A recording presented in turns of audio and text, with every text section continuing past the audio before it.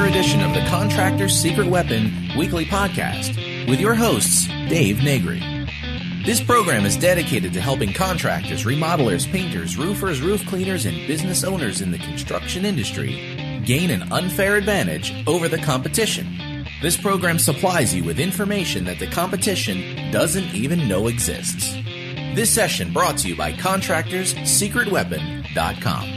Before we get into the conversation, I just want to do a shout out to our sponsors who help promote Contractors Secret Weapon and just some of the things that they have in store for you, our listeners. Hey, is your phone ringing enough? Do you want it to ring more with highly motivated and qualified buyers that contact you, the contractor, directly?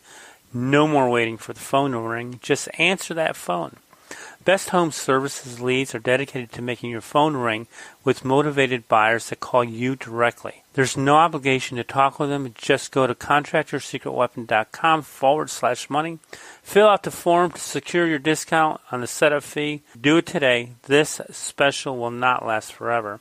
Check them out at ContractorsSecretWeapon.com/money. Running a small business is no easy task, and I should know because I had a service company for almost 10 years. I am the founder of a software called Radius Bomb, and it's unbelievable. And for all the listeners of Contractors Secret Weapon, we have a special offer for you to check out. If you want to send hyper-targeted, laser-focused, super personalized postcards to your exact prospects using a map while sitting in your underwear, then go to ContractorsSecretWeapon.com/Radius Bomb, and we'll give you your first 100 postcards for free. Just go to ContractorsSecretWeapon.com/Radius Bomb. Hey, this is Dave Negri with Contractors Secret Weapon. Today I have a fun guest. He's going to be a lot of fun. His name is Ken Tucker. He's the founder of Changescape Web, a small business marketing and website design agency specializing in comprehensive integrated marketing strategies and campaigns for small and mid-sized businesses.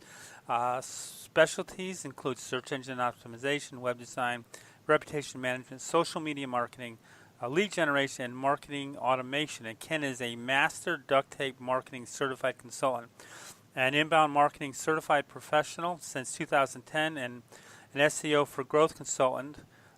Ken is the author of Social Media Marketing for Restaurants, co-authored Reputation Management Marketing Guides for Small Businesses, and this compact guide explains how to create and protect your online reputation. Awesome. Yeah. This is really awesome. Ken, I just, thanks so much for being with us and being willing to share your expertise. Yeah, thanks so much, Dave. I look forward to it. Cool. And how did you get started in this crazy business? Because it's ever changing, ever moving, and there's no slow pace to it at all, is there? No, not at all. So I actually started my company in 2005. Prior to that, I had been in the software development business, and I had worked on some very large projects for the Department of Defense. I started my company largely focused on the information technology business, but that I had done a lot of web application development and not necessarily marketing websites, but business business applications, I should say. Because I ran an entire division of a company, I had to be responsible for my own marketing, and so we took on that role. We actually built a team of marketing consultants in India to help us supplement what we were doing here in the U.S. And so when I started my company in 2008, when the economy took the downturn, we just decided, hey, what do we like to do the most?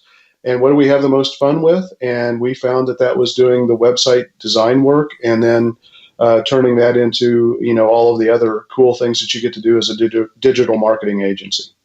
That's cool because then you get to help people and you get to see results where it's just, like me. Most people, they just say, oh, I want to see the results, but I have no crazy idea how it works. Yeah, exactly. And, that's the thing I love about anything that you do from a digital perspective. You get, you can measure and track just about everything. And sometimes there's too much data. Sometimes there's a lot of noise, in terms of data and information that you get that really doesn't mean that much for your business. But at the end of the day, if you do it right, you can have a lot of accountability. As a matter of fact, I think it's the most accountable way that I know of, to do marketing.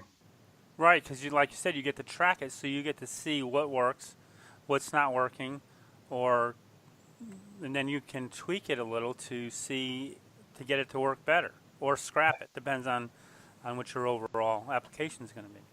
Yeah, absolutely. And one of the things that I know IBM kind of became famous for after they, became kind of the monolith and they had to reinvent themselves. When they moved into the digital space, they basically developed a strategy of fail quickly. Yeah. Because you're never going to be able to build the perfect solution. So the goal is have these little experiments, continue to make progress, be prepared to constantly adapt and change, and you're constantly improving. And so I kind of like that model. I mean, I don't know that I like necessarily failing. Nobody does. But the reality is you're never gonna know if you're accomplishing anything if you don't have some failures along the way, and we all have those. Right. The important thing is, what do you learn from it?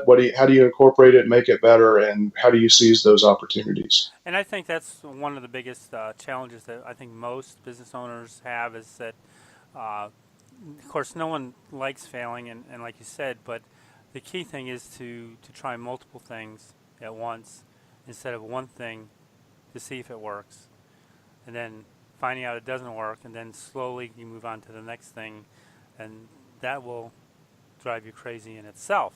That's right. And obviously, you want to set up, environments that, and experiments that you can track and monitor. When I talk about failure, I'm not talking about catastrophic system-wide failure. Yeah. I'm talking about, like if you're running a Facebook ad, for example, or Google AdWord campaign, the first month of that is you're going to gather a lot of information that you better be taking and reinvesting the knowledge that you're learning to tweak and optimize the performance of that ad campaign. And if you do that, you're going to be rewarded because your ad is going to perform so much better. The reality is it's hard to make a decision, and it's hard to get something set up perfectly from the start. And so, you definitely need to think about a structure of when you're moving forward whether it's a website design, whether it's copy that you have on your homepage or a call to action button on your homepage.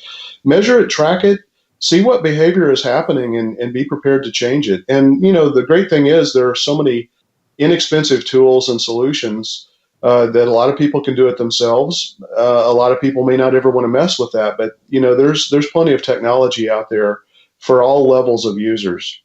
Right. Yeah. No, I agree. And it's just creating habits is really all it is. Is whether it be 5 or 10 minutes. I mean, going into your Google Analytics to just check to see what's going on and little stuff like that. But I agree with you on the and it's even, it's all forms of marketing because nothing works perfect out of the gate. Yeah, that would be nice because there would be, I can do it the first time, and I think that's what gets people frustrated is that they get to a point where they want it to work so bad the first time that they say, well, it doesn't work. And a lot of that, I think, has to do with just the mindset of, I need work now. They're not planning for the future. You know what I'm saying? Yeah, absolutely. Yeah. And so much of digital, there are some things that are very immediate and direct, but a lot, for like the example from search engine optimization perspective, that can take quite a bit of time to really optimize and get to the point where you have it working the way you want it to. Mm-hmm. So I think it's important also to strike that balance. And one of the things that's interesting, is I often think coming from the software development background, I come from my mindset is I think about software development like I think about building a house. Okay. Where you have blueprints and you have different diagrams for your different contractors, the electrical contractors and plumbers and all that kind of stuff. Well, you you do software very much the same way when you do it on a large scale, and especially, for Department of Defense where you're building software, and if that fails, people's lives are at stake. Right. Well, I don't see marketing any different than that. And so, I think it's really important to have, some kind of a system that you use to create all of these different blueprints and have these understandings in place, and these different systems in place to be able to build an effective overall marketing system. Where it does kind of start to break down a little bit in that analogy and that application on the marketing side is, if I'm hiring somebody that's building a window for me, I want them to get that pretty accurately measured, built. Yeah. And so that's really where I think best practices and experience come into play, in the world of marketing. We can't be as precise as a lot of contractors and home builders, but, with best practices and with marketing automation and things like that, where we can build repeatable systems and components, it helps us to get much closer to that. Right. And one of the cool things about the digital marketing, and like you said a little earlier, is that it's almost instant gratification in a sense. If you can get it, you may not get the exact results you want, but you can spend a little bit of money to find out if that concept is even going to work, and then you can add on to it. Because now if you took it into the old school way, which would be, EDDM or letters and stuff like that, then you got to wait months sometimes to find out if, just because you got one word that's wrong, you got to wait months. But with digital, bingo, it's like almost instantaneous, isn't it? Yeah, it is. That's a great point. I think it gives you the ability to create a lot of really inexpensive experiments to find what works best. And, it's a fraction of the price of a lot of the old traditional types of things that we used to do in marketing. Right, and a lot of times, I'll suggest to guys to, do your social media, whether your Google AdWords or your Facebook ads, and put them together, see how they work, and if they pull well, now design a postcard off of that information, and that should work. And instead of reversing it, so now you've already done a little bit, and you're running it by hundreds and even thousands of people, and now you can niche specific it. And do your mailing if you want to then send them back to the website or whatever the case may be. Yeah, absolutely. As a matter of fact, I'm a big fan of integrated marketing solutions. It's not all about digital. Right. You make a great point. I mean, you can use digital messaging to find out what resonates most effectively. But take it another step. And incorporate some other different type of touch point. For example, every door direct mail. I mean, you could do a targeting of a Facebook ad for, based around a zip code, and then you can overlay an every door direct mail campaign with those mail routes that line up pretty well with that zip code area, and now you're touching people from a marketing perspective in a couple of different ways. Not everybody learns and not everybody responds in the same way. Some people will be very receptive to a digital message.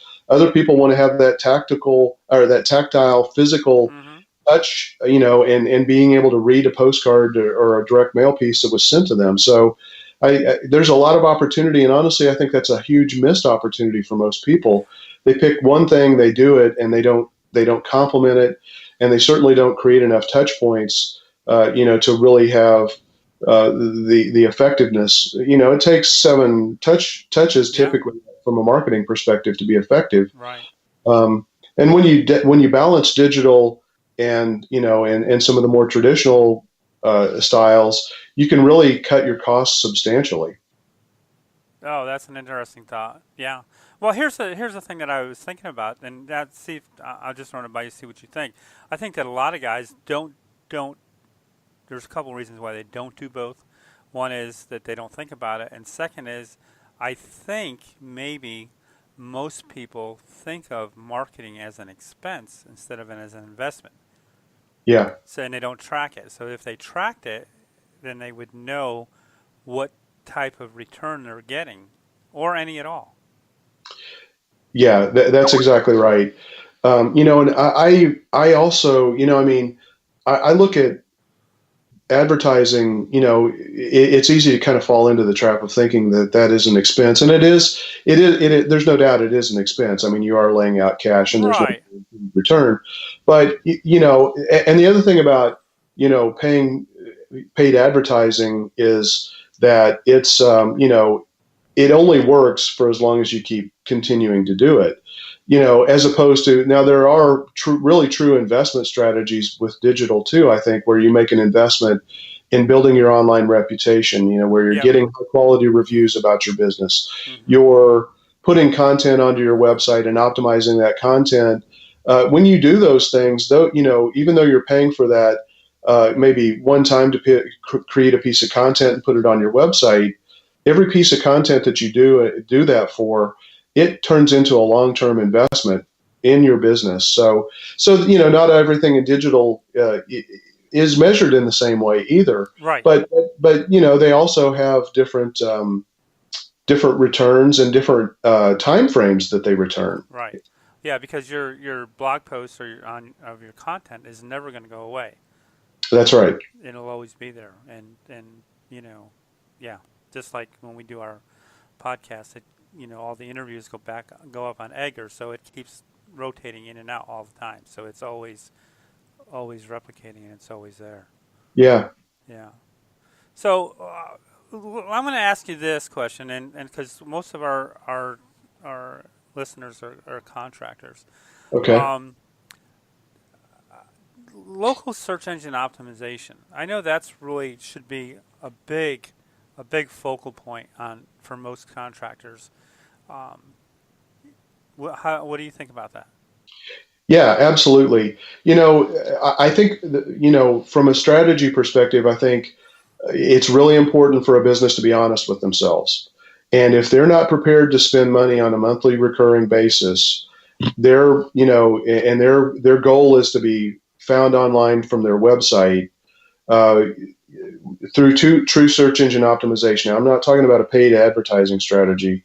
I'm talking about building a website and having your website start to rank consistently. Businesses need to be really honest about that. Some businesses honestly can't afford search engine optimization, right. And so they're better off developing a referral marketing program or doing paid advertising campaigns here or there. But I think from every contractor, I think, would benefit from a local SEO strategy.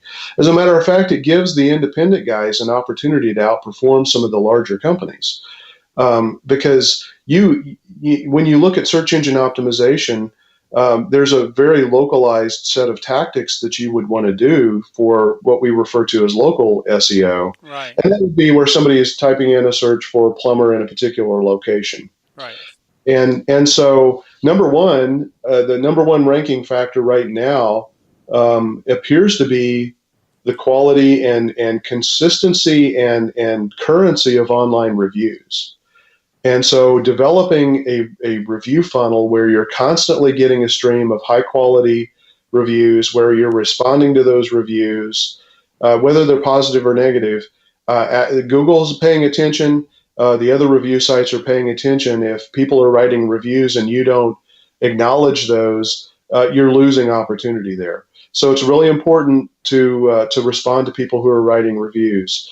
And if it's a negative or a poor review, I recommend everybody still reply, but try to take that offline and say, we're sorry you didn't have a great experience. Contact us at this phone number or this email. We want to make it right. Right. But after that, the other thing that a lot of businesses could take advantage of is, it's not obvious at all, but there are all these different websites that are directory listings that point back to your business. And there are literally hundreds or thousands of these directories.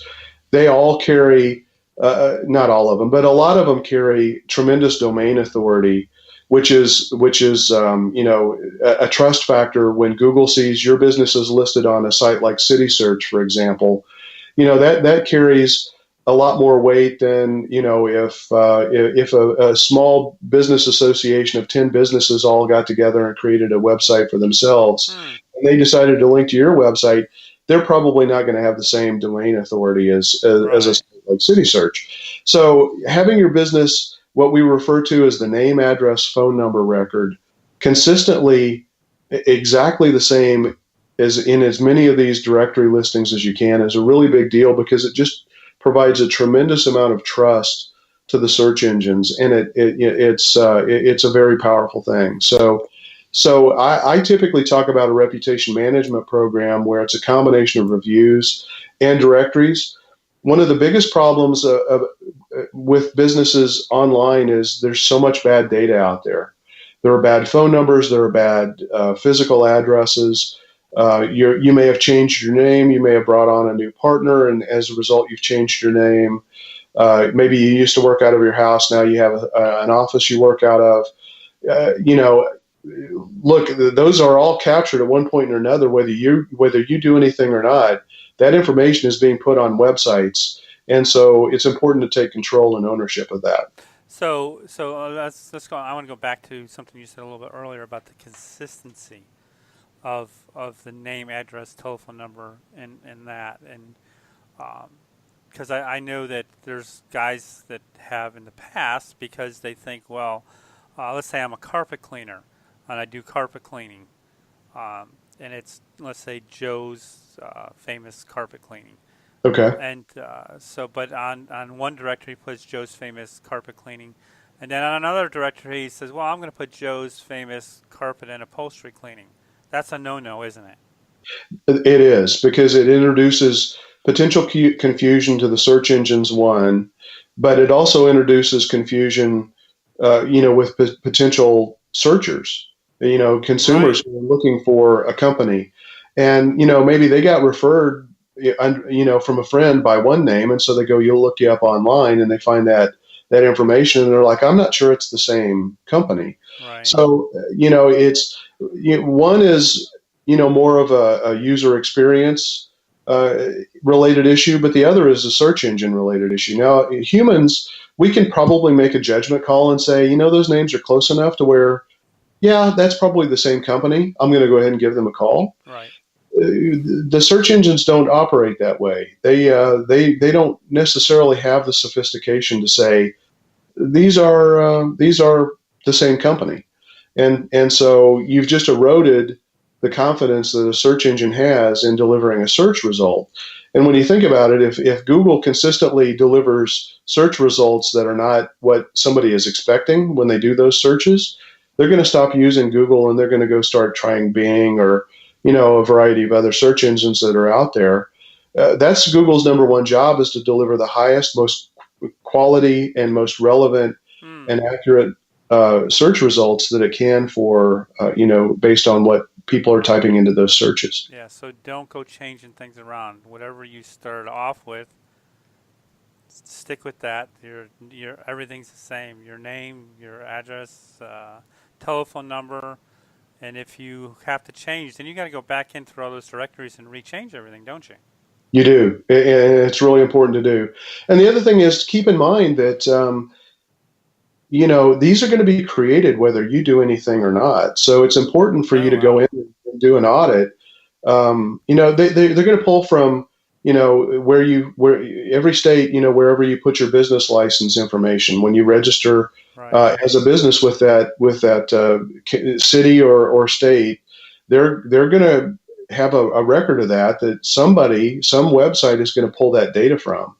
And so even if you're like for me, when I started my company, it was Changescape Inc. Now it's Changescape Web. Part of my challenge was I found that a lot of people thought we were in the landscaping business because of the name. So I wanted to make it really obvious that we're in the web space. And so I have a doing business as, but my company is still technically, in certain websites, it's still listed as Changescape Inc.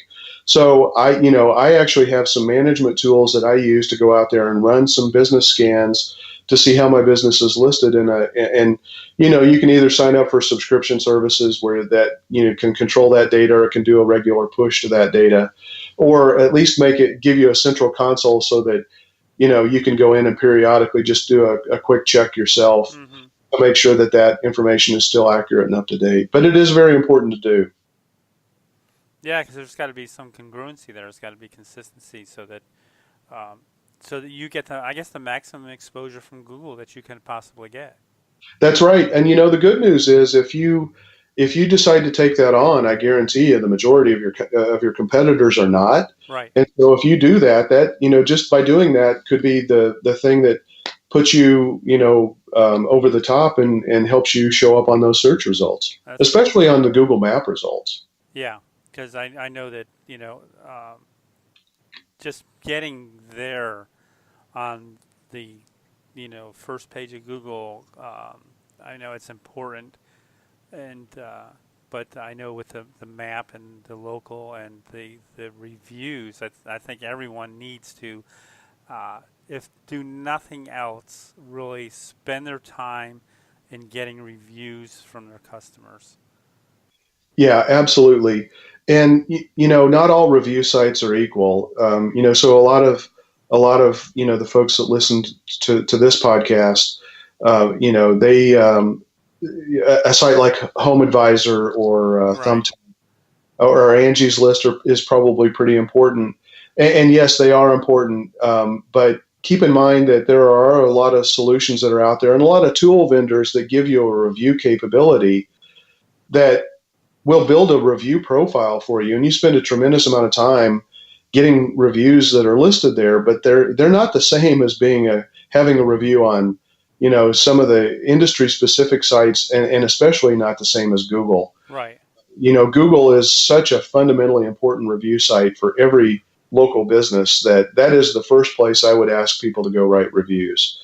And just, it's kind of a shame because I see a lot of people who've done a lot of really hard work and they've done the right thing to go get a lot of customer reviews. They're just not putting them on websites that really make an impact for them.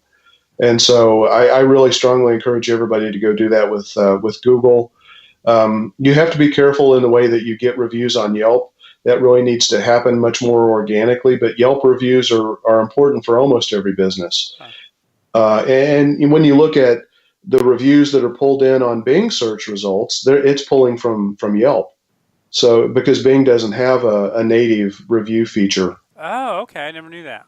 Yeah. And here's the interesting thing is, as a matter of fact, I was talking with somebody not too long ago because they were talking about Google pay-per-click, and they go, well, this is kind of interesting for everyone out there that Bing pay-per-click is cheaper and all your it's all Microsoft, so it's going to go to Bing first unless you change it over to default to Google.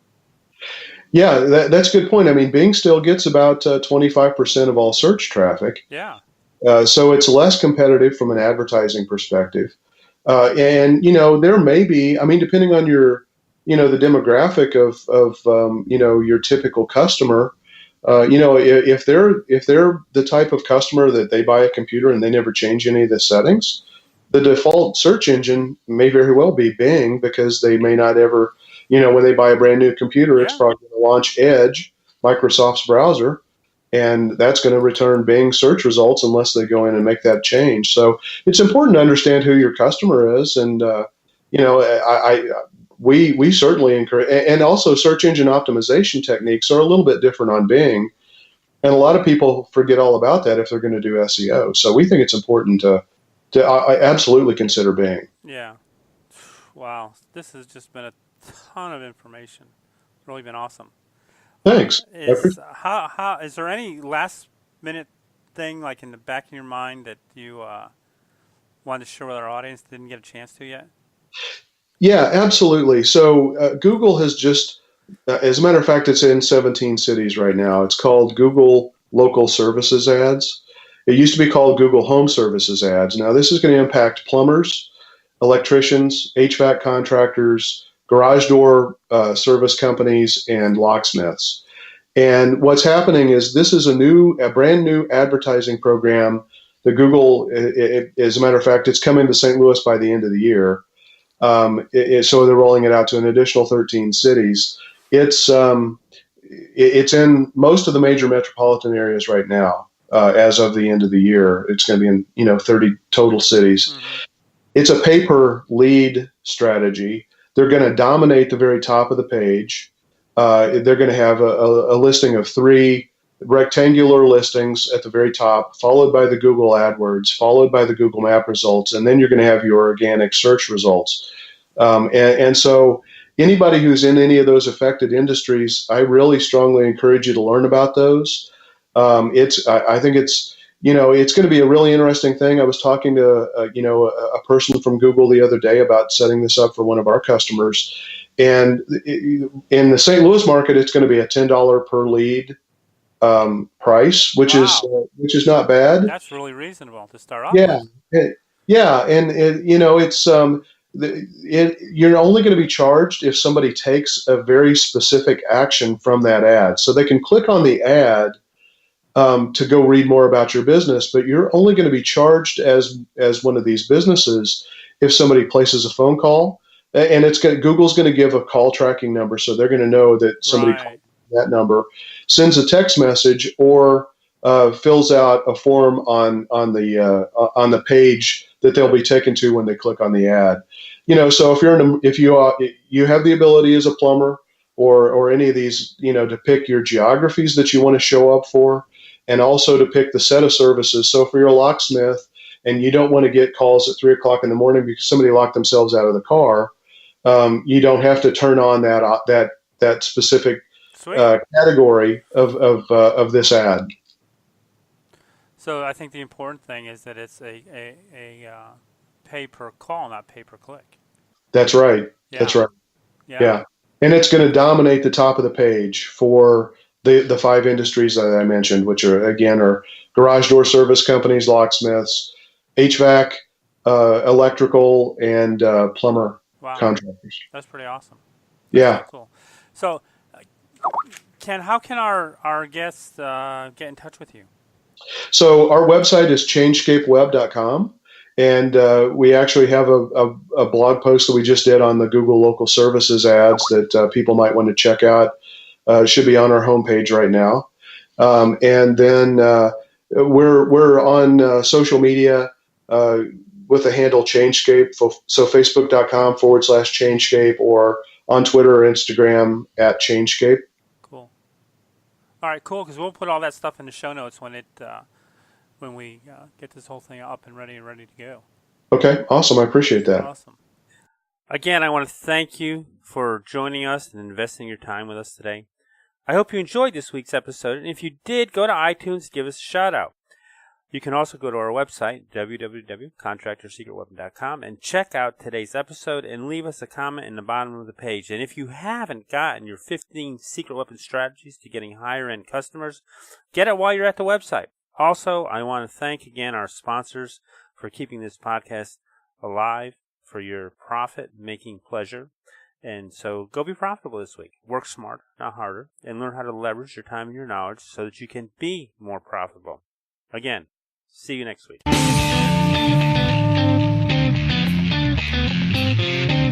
Thanks for joining us for another weekly episode of the Contractors Secret Weapon podcast with Dave Negri. We would love to hear your comments about this episode, so visit us online at www.contractorssecretweapon.com and let us hear your thoughts. If you were listening via iTunes, please leave us a positive review. The more positive reviews we receive, the more other contractors will benefit from this show. Thank you, and see you next time here on the Contractors Secret Weapon podcast.